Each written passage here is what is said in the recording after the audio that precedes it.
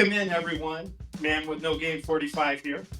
And thank you very much for listening to the very second episode of Kombat Talks Black.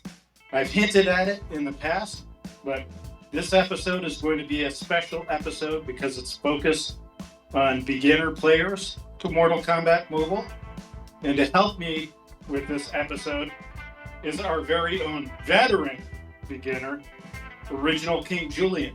Welcome, Julian. Hi, I am so honored to be part of your show. I've been researching your videos, and I think I am ready to help these new players out with Mortal Kombat Mobile. Okay, how about a little more about how you're a veteran and yet still a beginner at this game? Okay, so I played this game since Mortal Kombat Mobile launched on Apple.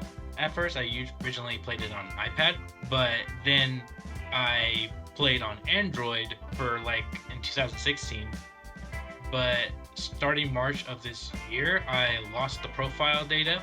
I originally was just gonna be done with this game. I was just gonna put it down and just no, I'm done. All that progress I did is gone. But I decided to take this as a motivation to help not only myself, but to help new players experience Mortal Kombat Mobile for the first time and just catch up to being a veteran player like I used to be. Okay, and in your experience so far, what has been the best part of being a beginner to Mortal Kombat Mobile? I think the best experience about it is unlocking all the characters again. So there are a lack of new characters in the Mortal Kombat Mobile since 2.0, since it launched. But reliving the experience of unlocking all the characters in Mortal Kombat Mobile is such a great pleasure. I love unlocking character after gaining an amount of souls. I literally gain enough to buy 10 packs, and I'm always guaranteed a fresh new character. I love playing new characters. And I've also learned to appreciate some old characters that used to be in the Mortal Kombat X Mobile before we turned into MK Mobile. Sure. I could imagine, one of the best parts about being a beginner player all over again is that you've got to utilize all the tools that you have. You don't have your best cards per se. You've got just basically what you've got, and you've got to find a way to make it work. Now, while I lost the save data I used to have, I've found a new appreciation to appreciate losing that data. When I used to play my old profile, I would only stick it with 3 teams and that was it. While on this profile, I'm utilizing every character in the game and actually coming up with some cool strategies on Mortal Kombat Mobile. Okay, so along those lines, what is the most effective strategy you've found when you're starting out a new account? And I guess this is a great one to ask you because you just started a new account this weekend before this podcast to give us a little more perspective on this. So what is your strategy in beginning a new account with Mortal Kombat Mobile these days?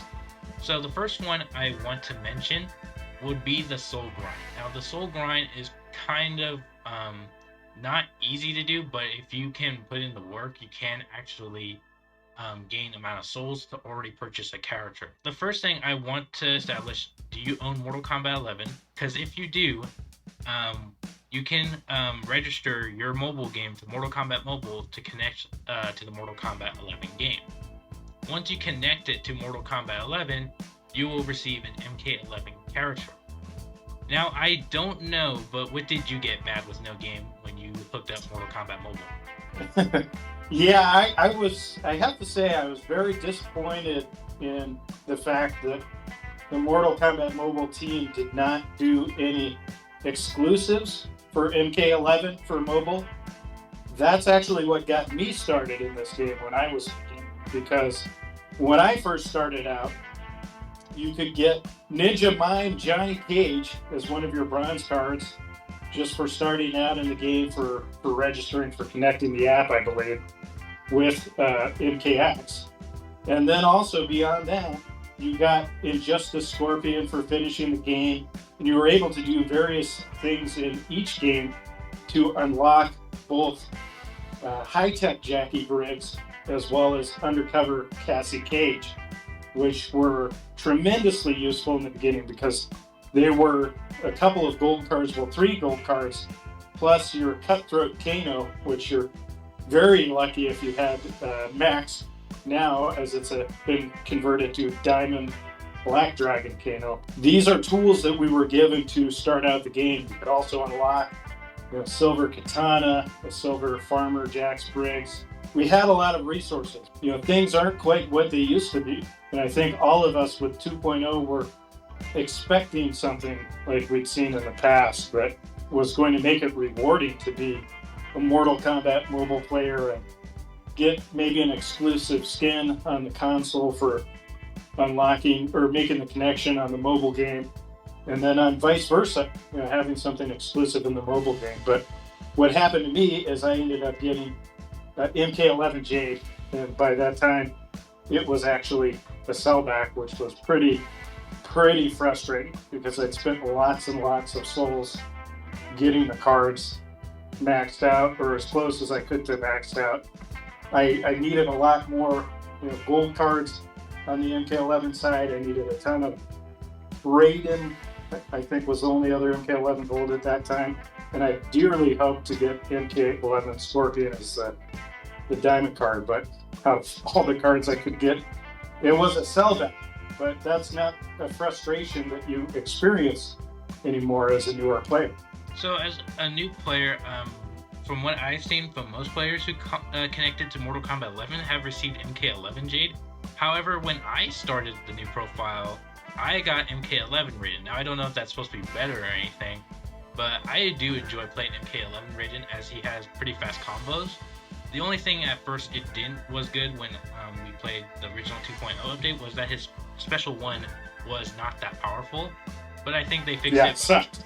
But by the time I started doing the new profile, it was already powerful. So again, I didn't play MK11 11 Raiden when he originally came out, but when I played them for the new profile, he was a lot of fun. Yeah, I think he's a great character for combo enders. I usually put some block breaking equipment on him and just go to town with his combo enders because the crushing blow is worked into his combo enders, doing extra damage. And now that they finally got his SP1 fixed, it's pretty cool to watch. It's obviously a throwback to Back to the Future. I don't know how practical it is to get the 3 combo enders and to limit your enemy team's combo enders, but the power drain passive, that's huge. So when you start off, and since you don't have the bonuses from Mortal Kombat X Mobile, you do have to get the MK11 character, and I think that is required since you cannot get MKX bonuses. But you are bound to probably get the gold ones and not the diamond characters. I know they say MK11 character, but I don't think they're going to hand you just a free MK11 Scorpion unless they give you a 1.1% chance. But okay, yeah, I didn't know if the drop rate's actually different even on just connecting the mobile app. I feel like it's probably just the gold version of Raiden or Jade or Scorpion because it was originally from the launch of MK11 and they never updated the character you get. Because every time I see other players hop on to Mortal Kombat Mobile, they're always ending up with Jade and maybe Raiden. So, like I said, probably the chances of getting other characters are very low. Okay. I was going to say there's got to be another level to the strategy that you have there because one gold card and no fusion isn't really going to cut it. I also recommend using the free ad souls as that gives you 50 souls a day if you do the 2 logins, 5 p.m. to 3 p.m. If you do both those, they can do 50 souls, which that would already equal to 100 souls per day. But I've been using Outworld Quest on my original profile that I've been using right now and have not used Netherrealm Quest. I originally did it on my very old profile that I lost, but the Netherrealm quests are too hard for me because I don't have any powerful diamond characters. For newer players, what you're talking about specifically is using quest mode within the game to generate souls. Yes, I do also recommend using them, and I think the best one to use is the hour one, as I did do a calculation on it. With just the quest alone, you could rack up to 300 plus souls from just doing them constantly within 12 hours. So that's for sure. So that's pretty nice. And then you already have the free soul ads, which if you click on them and you can do them once a day, that gives you 25 souls. Now I said twice because sometimes I miss out on the login, so I do it twice before the clock ticks to the hour. But if you do them like every day, it'd be 25 souls. So that's like 325 souls already. I think it's key when you're a new player to, take every opportunity that you've got to grind. Watching the videos for the souls that adds is helpful. I will say, as a newer player, completing the offers back in my time was pretty key to helping, grow my account. When you completed offers and you got souls, I wouldn't go out of your way to do it. You've got to be kind of careful with it. I had an experience recently where I think I was due up to 4,600 souls or something like that for shopping online and buying a t-shirt. And the program is called Tapjoy. So I found a t-shirt that I wanted to buy anyway, bought it through Tapjoy and thought I would get these souls from it. And what ended up happening was they credited me 1 soul to my account. Yeah, I think I saw that on Twitter. I saw that on there, and I'm like really mad about that. I was like, no. Which is another thing. I don't recommend players to use the offer ones. I mean, they are pretty nice. No, I did want to explain that ultimately I did get the 4,600 souls or so. I actually followed through, filed some tickets, some complaints, etc., and they credited me the full balance. But my experience in the past had been, as long as I was completing offers that weren't up to a certain amount, that I would get the full amount that it stated. So I think if you're completing offers, the key there is, steer yourself away from anything that's up to a certain amount. And certainly if you're on there, don't buy anything just for the purpose of getting souls. My rules have always been, I'll check through it, I'll peruse it from time to time, and I'm looking there for something that I was already planning to buy anyway, like a GameFly subscription, the antivirus that I needed one year, all these different things you can find on there, and it'll give you a huge boost on souls without actually really directly spending money on the game. That's why I think it could be a valuable tool to newer players potentially. It is. I was gonna say, it is useful, but I highly recommend using the double ones, which they have around either holidays or some special events. Because no doubt about that. That's a very good point. Yeah, I would recommend you if you do want to do the offer ones, do the ones where they're doubled, because like what I did, I got there was an original offer that was 1,000 souls, but then they turned it to 2,000. I did that and claimed the 2,000 souls by just ranking a level to a mobile game I didn't care about really. Yeah, and I would say on my side too, that 4,600 souls that I was talking about, that was on a double offer. Typically you're looking at peanuts for souls, like maybe 40, 50 souls on a lot of these offers. And I also tell folks that I don't think it's worth, doing those little offers. There's no reason to put that kind of energy into it. You want to find something that is a perfect fit in terms of thousands of souls to you, hopefully something you plan to buy already. Now, you mentioned about not purchasing souls, but to me, if you are going to purchase anything in Mortal Kombat Mobile, I would only recommend purchasing the growth packs. The growth packs actually help me gain the roster very fast, but it's not enough. You still have to grind for it. I almost got the whole gold characters unlocked, but the only 2 I'm missing is Hanzo Asashi and Slasher Jason Voorhees. But if you are going to spend money in Mortal Kombat Mobile, I would highly recommend it's going to be the growth packs, because they're $30 at the highest of the growth packs that they have. You start off with the $10 one, which will give you 1,000 souls, and that's more than the actual currency store that gives you. It's like $30 just to get like 2,000 souls, and that's kind of ridiculous. So I would recommend the growth pack. Yeah, I would say, for perspective, what our listeners really need to understand is prior to 2.0, your souls actually went a pretty long way. You were able to purchase characters in the store, and on average, they were anywhere from around 250 souls to around 450 souls. They weren't all that expensive. So if you did go into the store and purchase, a flask of souls or whatever it might be, you were able to directly purchase specific gold cards that you wanted. Now, they've kept the pricing the same, it decreased the value of the currency significantly because it's all random. It's what we veteran players tend to call the MK casino. And you have no idea what you're going to get typically when you're getting cards. Maybe you'll get a card that you want that comes up in the new store in one of those 3 slots that you can buy, but most of the time you have no idea what you're spending your souls on. So Julian's right on the money there. Don't spend your hard-earned cash buying souls in MK Mobile.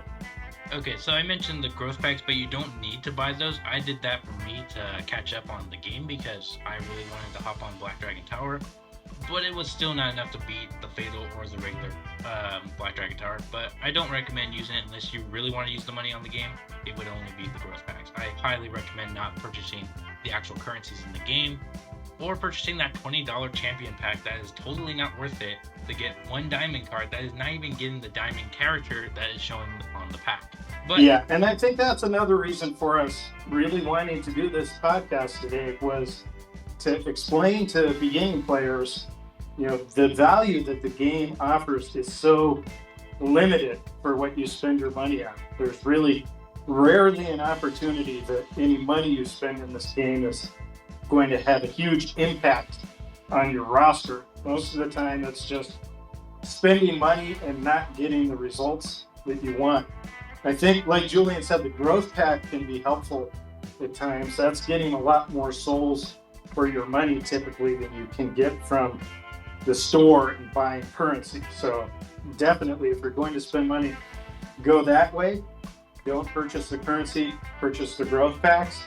But at the same time, even that's a questionable investment in terms of the return that it gets you. So I think what we're really curious about, Julian, is how do you start from these bronze and silver cards and get to a point where you've got a real working team, and you're able to harvest enough souls to start getting gold cards, get the momentum that you need to really build a roster.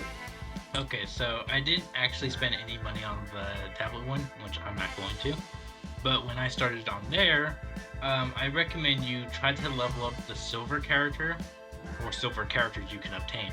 So the character I got is Johnny Cage. You sometimes get Reptile, Sonya, Kano, but I highly recommend the silver character you have, you try to take them up to the limit you can bring them to, because even though the silver characters are a lower tier than the gold characters, they are pretty powerful to take with you. I still use them to this day for challenges, for the elder challenges, and they can still whoop bosses. So I highly recommend you use the silver characters. Do not purchase them in the store, the character store. They cost more than they do for a silver pack. If you're trying to rank up a bronze character, they're not that much of coins. They're like 9,000 coins, which is not that much, but I highly recommend you do the silver packs. That's how I actually was playing Mortal Kombat Mobile. I was literally just buying silver pack after silver pack and promoting all my silver characters. So that's the way to go. And there's one character in particular that I'm very fond of, and that's the Silver Kenshi, because he gets a massive bonus, to both his health and attack based on his team members. Do you have any strategies specifically surrounding Kenshi, or should people be trying to go for the Kenshi team when they're building their silver team? If they are going to be building a silver team, I do recommend Silver Kenshi should be on there. It's like required because he is the strongest silver character in the game. The second one I would probably want to recommend on Kenshi's team would have to be Scorpion. And while he's not a Spec Ops character, he is the fastest character in my opinion to move. Every other silver character I play has a slow moving. And I would also recommend Silver Jackie Briggs, as her tap combo is sometimes a stun. And what do you think? You mentioned Johnny Cage recently. I think he's excellent to complement both Kenshi and Scorpion as far as team, because you've got Scorpion that has stun on Special 1. And for newer players, if you build your talent tree correctly, you can repeatedly loop that stun from Scorpion on his Special 1, which can be very useful in taking down bosses. Did you want to speak to that at all? Maybe the Special 1 use or talent tree use to make these teams more effective, or just explain talent tree in general to beginner players? Talent tree is something you should use from the beginning. The moment I started playing the Mortal Kombat Mobile, I started on the Shao Kahn Tower after playing the tutorial, because you really do need those talent trees. And I am not a master at making talent trees myself, so I ask you or anybody else if they guys got talent trees. I went to you guys before. That's actually how it got me through Mortal Kombat Mobile, thanks to you guys. But I do highly recommend the special one that you do, because using characters like Scorpion, Johnny Cage, and Kenshi are perfect. They power drain or stun, and you definitely need those, because sometimes if you're fighting greater enemies that are stronger than you, you definitely got to make sure they don't have the power to use that on you. And so what Julian's talking about specifically are the talents of rapid response, which increases your special 1 damage. We're also talking about meditation, which decreases the amount of power you need, or amount of power you spend with each special one. It reduces the cost by up to 15%. And then we also recommend using the teamwork talent, which basically recycles the power used amongst characters. And then kind of the crowning piece of a talent tree that's focused on special 1 is Outworld Scourge. That's on the offensive talent tree, and it's one of the final talents that you can select. And that can give you up to a 15% chance to basically use your special 1 and have it cost you no energy. So you can just throw multiple special 1s one after another. That's how you can do these scorpion loops that basically last forever, and you can take out entire, health bars of bosses. Now, I think after attempt. I think you saw the clip of me defeating the Elder Challenge with Scorpion, and all I did was spam the spear, and that literally kind of led to victory, because my characters are really low leveled. So what you just said right now, yeah, teamwork is required, because it's actually getting me through most of the Elder challenges with weaker character requirements. The challenge right now is Classic Sonya Blade, and I had to use Triborg and Tanya, and while I did level them up, their fusion is not that high. But with the teamwork specials, it passes on the specials to the different characters. It definitely helps, because you can just throw it at them, and once that character has that power, you just throw it at them as well. It's been a really help to use teamwork. Yeah, it's tremendous, and I think for our beginner players who don't totally understand it, I think there's a little bit of a tutorial that comes up when you're first starting the game that explains talent points and the talent tree to you, but you have to progress through Shao Kahn's tower to unlock all these talent points. You don't get them all until you complete the tower, and then you use on the sidebar next to, I think it's your collection, and next to the daily objectives that you have, that's where you access your talent tree. I have another podcast where we talk about the defensive talent tree, and I think the utility of that there. I think you know where I stand, Julian, that pretty much I think the most value, especially when you're playing against, the AI, you're always playing against the AI, but when you're facing the faction war enemies. Yeah, non-faction war enemies, I think it's pretty much hands down. You do want to be using mainly offensive and support talent trees. You're not going to get as much mileage for defensive talents, typically. Yeah, I definitely encountered the faction war players you were saying on the podcast, and I definitely had to agree with your side. Using those those defense talent tree is not that really good. I do recommend using the other two, because those are actually the most useful. And I originally did use defense on my original profile, but ever since you guys been saying how you guys were against it and how the other two were better, I went and used the other two, and they were actually more helpful than defense. And to play devil's advocate here, I'm going to say, there are certain places where, these defensive talents can be especially useful. If you're a weaker team going up against a stronger team, and you have certain kinds of equipment, that will kick in once you're at, 1 health, like Scoundrel, Cybernetic Heart.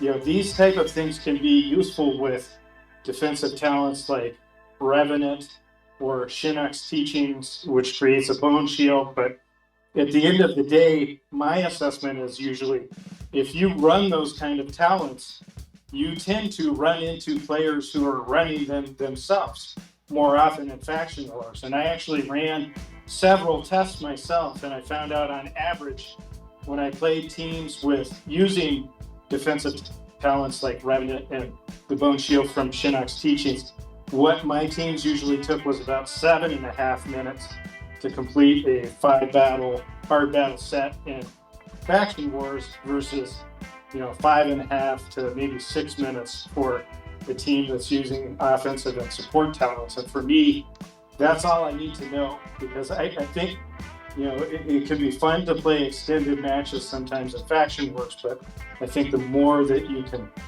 do, the faster you can do it, the more you can grind, the more rewards you're going to get, especially as a newer player. Now, I'm going to say this right now. I do highly recommend, if you are going to be playing faction wars, that you will try to get the Gold Blood Ruby pack, because you are guaranteed a challenge character and a chance of getting certain characters like Classic Melina, Injustice 2 Raiden, and an MK11 character, sometimes a swap from Scorpion or Sub-Zero. Yeah, I think that's a must. You do want to shoot for the Gold Blood Ruby pack if you can get it, but even just getting to a point where you're getting any Blood Ruby pack at all, that's a good thing. Also, I'm sure you're aware of this, Julian, but you may want to think a lot about deciding your faction, or even possibly changing your faction as a newer player, because if you join one of the weakest factions with the fewest amounts of players, it actually takes a lot less points for you to be able to get better rewards, correct? Correct. So far the faction I've joined was Black Dragon. As to what I've seen, it has the smallest amount of players. I don't know, I could be wrong, but ever since I've been playing it, I've only gotten like 2,000 to 3,000 to reach the tier I need to get the gold or silver Blood Rupee pack, and it's kind of the fast grind. While I was on the other faction, it took a little more longer than expected, like White Lotus. So that's a really great recommendation and a tip for newer players. When you're choosing a faction, maybe, at least in the beginning, don't choose a faction just because you like that faction. Choose a faction because they're not scoring a ton of battle rating within that faction. And then, if that's the case, you can get a battle rating that's lower and still get better rewards in that faction if you're part of that faction, versus if maybe you joined a faction that's very popular, you've got to grind a whole lot more to get that same reward. Yeah, that is very true. Also, what I've been doing on my profiles, there is a certain battle area near the boss Kotal Khan area. You can actually use the one before it to grind your characters, and that's actually what I've been using to grind my characters to a max level without using level up cards. Now, I know there are level cards in the game, but back in the older update before 2.0, it was easy to get level up cards, but as a newer player, those are going to be more hard to get. So what I recommend doing is going the battle before Kotal Khan. It's the special force stage in Mortal Kombat X, but go to the one before it, and it's a 5 battle, and you just play your way through there, and you can level up your character up to max level. Okay, so that's actually something I do recall using a lot in the past myself as well, is using battle mode, basically to grind characters.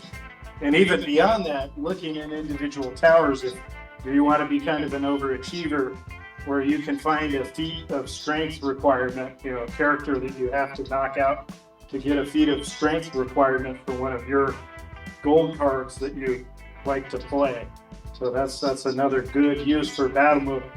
Besides achieving, those extra souls on your daily rewards, I think you have to complete 12 matches each day to maximize the amount of souls that you can get through battle mode, and also to achieve that extra 3 soul bonus. They're so generous.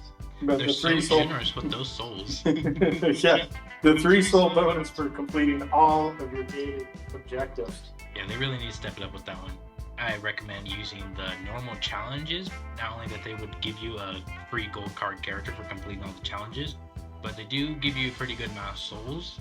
to help you start out your account, and even give you a free silver pack without you having to spend the 30,000 coins on pack. So you can use your bronze and silver characters to complete the first 3 towers of the challenge, but I think the frustration that a lot of newer players are going to have is when you get to those last 2 towers and have that promise of unlocking that free gold card, all of a sudden you've got requirements for teams where you can only use martial artists or outworld characters, or you may only be able to use gold and diamond cards on the last tower. So what are your tips for newer players in actually being able to accomplish these towers given the limitations that are put on them?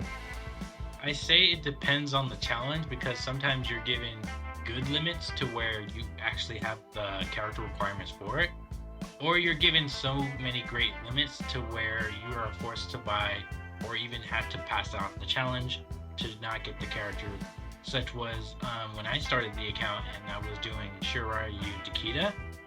There was a requirement to get, the requirement was a gold Liu Kang, but I did not have a Liu Kang, so I had to let the challenge pass because I was not going to spend $5 on getting the challenge booster. I was going to recommend the challenge booster, but I forgot they changed it to a $5 price instead of it being a sold pack to be purchased. Okay, I wasn't even aware of that because I don't have to buy those packs, but that's really unfortunate to hear that they're charging for a pack specifically to be able to complete the challenges. And is there at least a guarantee to get the character, or there's a guarantee even with the $5? It's like guaranteed to the character, but you're only given the 1 gold card for $5. But like I said, it's $5 to spend on a gold character, and I really would pass that up because I don't think it should be recommended to spend your $5 on a character just to finish up a challenge. Sure, and that's going to change every single week. That challenge may not be back for a whole year, however long it might take to come back. Yeah. So it's really not a good use of your money, especially because at the end of the day, you might still not be able to complete the challenge for whatever reason.